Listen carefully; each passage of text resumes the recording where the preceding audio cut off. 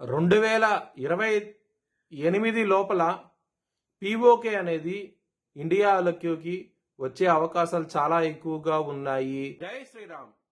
2022 నుంచి 2025 అక్టోబర్ వరకు మొత్తం 19 ప్రెడిక్షన్స్ అనేవి నేను చెప్పినట్టు జరిగినాయి. అవన్నీ కింద డిస్క్రిప్షన్ లో ఇవ్వడం జరుగుతోంది.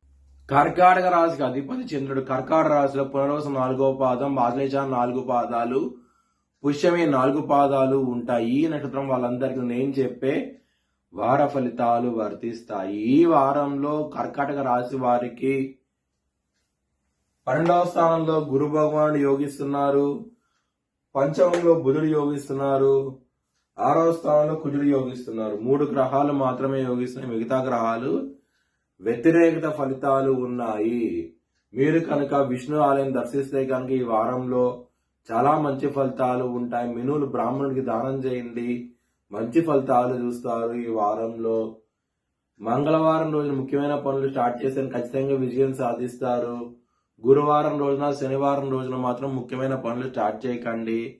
స్టార్ట్ చేస్తే వ్యతిరేక ఫలితాలు వస్తే ధన నష్టం వచ్చే అవకాశం ఉంటది. కర్కాటక రాశి వారికి కుటుంబ పరంగా ప్రాబ్లమ్స్ ఉంటాయి. 2వ స్థానాధిపతి అయిన సూర్యుడు రుణ రోగ శత్రుస్థానంలోకి వెళ్ళటం మూలంగా, అంటే 6వ స్థానంలోకి వెళ్ళటం మూలంగా, శనిగారి దృష్టి ఉండటం మూలంగా కుటుంబ పరంగా సమస్యలు ఉంటాయి. వారంలో కొంచెం జాగ్రత్త తీసుకోండి. ఫ్యామిలీ పరంగా జాగ్రత్త తీసుకోండి. ధనపరంగా మాత్రం ఎటువంటి లోటు అంటూ ఉండదు. ఈ వారంలో చాలా చాలా మంచి ఫలితాలు ఉంటాయి. హెల్త్ పరంగా కొంచెం బ్యాడ్ టైం నడుస్తోంది. 6వ స్థానంలో శుక్రుడు, రవి, కుజ, శని దృష్టి వీడి మీద పడుతోంది. ఈ గ్రహస్థితి ఉండటం మూలంగానే ఆరోగ్యపరంగా ఇబ్బందులు అవుతూ ఉంటాయి.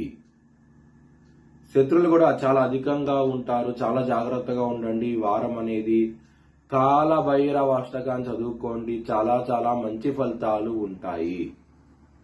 లవర్స్ కి మాత్రం బ్యాడ్ టైం నడుస్తుంది. పంచమాధిపతి 6వ స్థానంలో ఉంటాము.